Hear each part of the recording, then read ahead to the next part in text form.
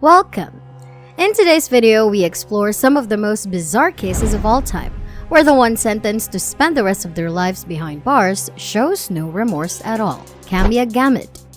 Camia Gamut was taken to court because she was accused of killing her boyfriend Marcel Hill in Michigan in May 2013. She got really angry and attacked him, using things in their apartment as weapons, sadly leading to his death. When the police arrived, they found Hill had died and Gamut was covered in blood. They found a bloody frying pan, a knife, and a broken floor lamp. The proof the people arguing against her produced indicated that she had stabbed Hill many times with a knife.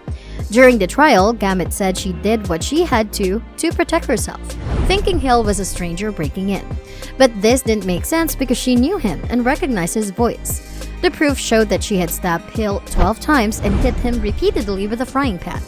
While members of Hill's family were talking about how his death affected them in court, Gamut didn't seem sorry at all. She acted rudely, rolling her eyes and even smiling. The judge, John McBain, had to warn her that he might have to put tape over her mouth if she didn't stop interrupting.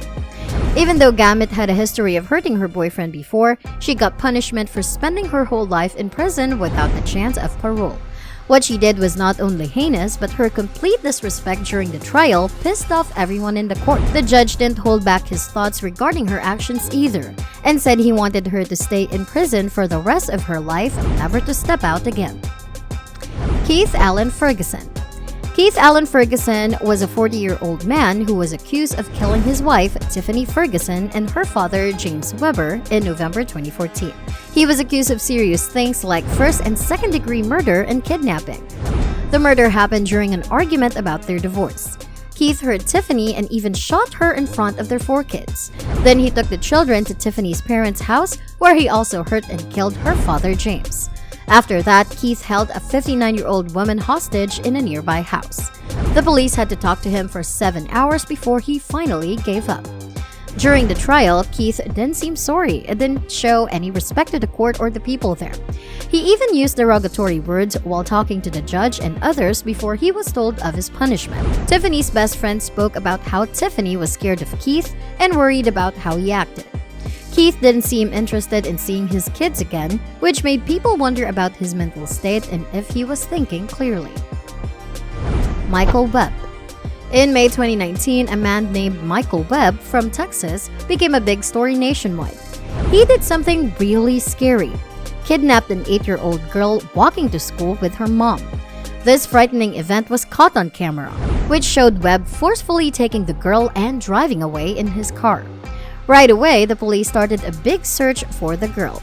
After 8 hours of working hard, they finally found her safe and sound in Fort Worth, Texas.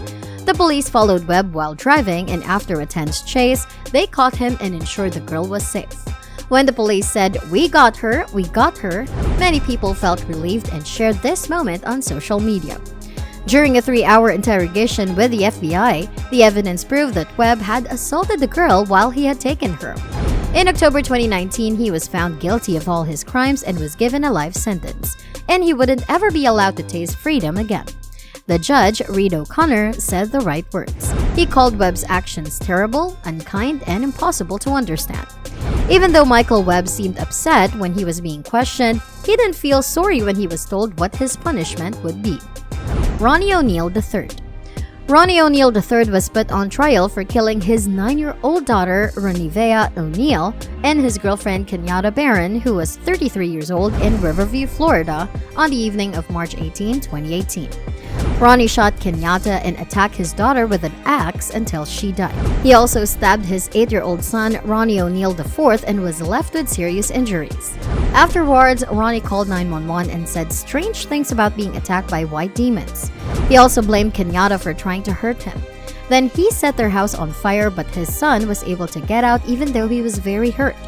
During the trial, Ronnie decided to be his own lawyer and asked questions to his son, who bravely told the court what happened.